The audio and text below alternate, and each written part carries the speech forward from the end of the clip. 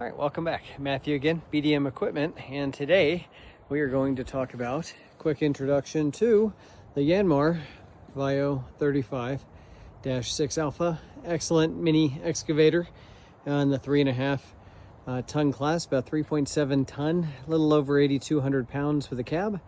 And we'll give you a quick demonstration how to use it and some of the basic features.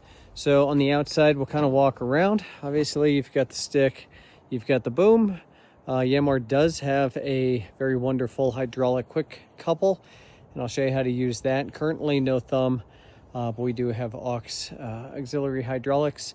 You do have a 4-way grader blade, so up, down, plus left and right, which is incredibly handy for doing grading work, mini bulldozer, if you will.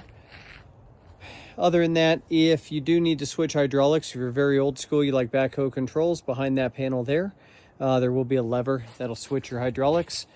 Behind this cubby here is a little storage bin if you need to carry tools or something with you. Not a lot of room inside. This is the primary engine hatch. Behind it, we're going to check fluids. So got your antifreeze, air filter, pretty standard. We need to clean those out quite a bit. They get dirty, and if you do need to access the battery, you're going to open this latch. It's going to open the door, and underneath this panel here, you're going to loosen this wing nut here. There'll be a little flap, and the battery is up underneath there. And of course, for fuel, which you likely will need, the latch here. It holds 10.8 gallons. As I marked it, fuel goes in there, hydraulic fluid is there. The indicator is behind that side panel that covers the battery. All right, quick look on the inside. The door, standard Mini X door, latches open if you like. To get it to unlatch, I'll pop that handle, and then you can move the door. Otherwise, keeping it open is handy. This is an emergency shut-off. You need to shut the machine off when you're outside. And as we climb up inside, some basic features. We've got the seat belt and basic controls here. So going from left to right, obviously once the engine's running, to engage the hydraulics, we're going to lower the red bar. That's going to give you control of the left joystick. We'll talk about that here in a moment. Coming over to the right side, we have a large handle here. This is going to operate the grader blade. And if you want to operate left and right angle blade functions, it's going to be on those two buttons there.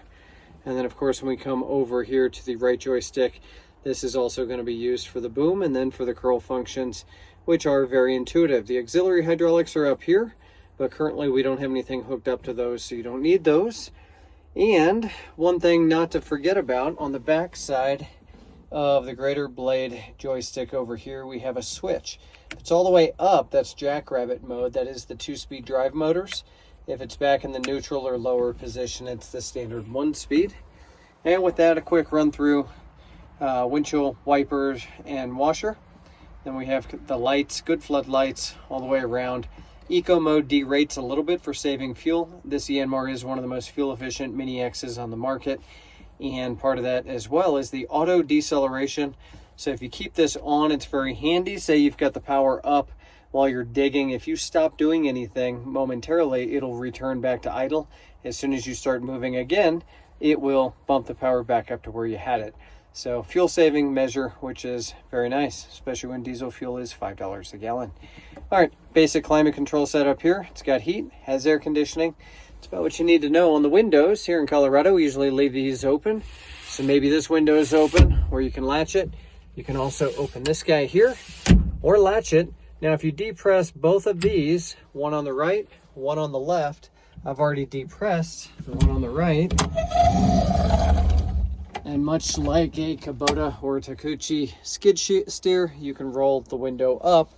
And now, if you're worried about hurting the glass, maybe you're working in a very rocky area, you can do that. Or if you just want the airflow, you can pin the side door open, that open. This lower piece of tempered glass has a very nice cubby over on the left side. It fits down into these felt pads and latches up here, up above. So instructions are here on the window if you need to do that. But otherwise, we're going to put that window back down as we're about to put it on the trailer and load it. So real quick, we're going to turn the key. Just machine's already been run, we'll turn it on, let it warm up. Hydraulics are down, which, like I said, you'll usually do after you start the engine. You can see the hour meter, you can see the time, you can see the engine temperature on the bottom scale, and then the fuel up above. I've got it ready to go out on a rental for a wonderful customer of mine, and it's full of fuel, ready to go. We go dig some holes. One thing we didn't talk about that I will talk about very quickly, this is your quick couple. So we're gonna open that. So this is master power, kind of like an arm switch. It's gonna make a loud, obnoxious noise to make sure that you know that you are in couple and decouple mode. And then if you need to dismount, you'll rotate that to the left, let it go, and it will decouple the bucket. And then of course to remount, once you have everything in position, you'll go ahead and hit mount, and that's going to engage the slide, which will make sense the first time you do it. So we're not gonna do that, we're gonna leave the buckets on. We're gonna turn that power off, protect the switch. And now we have the hydraulic bar down, doors latched open. These are for driving the drive motor, so obviously you've gotta pull the blade up. Pretty much anytime the machine is sitting, you just wanna put that down for stability. And certainly for digging, if you are trying to dig, you're generally going to have the blade on the other side of the machine, so that when you are putting force down, it's trying to push the machine back, it's going to have something to push back and stabilize the machine. Likewise, if you were trying to kind of pick up something really heavy, you might want the blade on the front to help offset the tendency of the machine to tilt downward. So use that blade to your advantage. Like we talked about, it has up, down, and then of course left and right, which is wonderful for grading.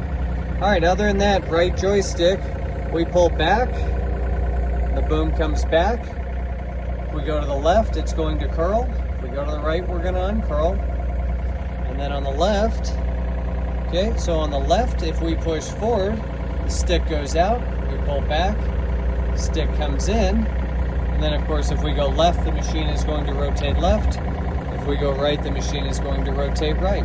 Now this model also has what we call a swing boom. So these pedals down here are generally just foot pedals for stability. But if you need to get the right angle and you want to actually swing this boom to get a different dig angle, what you're going to do is pop that pedal up, go ahead and rotate to the left. You can see the entire boom is swinging to the left, and now it's swinging to the right. So really it's just another tool in your toolbox to help dig exactly what you're trying to get to, or maybe get the right angle or get the right bite on something. So very, very handy, but when you're not using it, fold it back down. So anyhow, thank you very much for watching this. Thank you for renting the Yanmar, and hope to see you again. Thanks.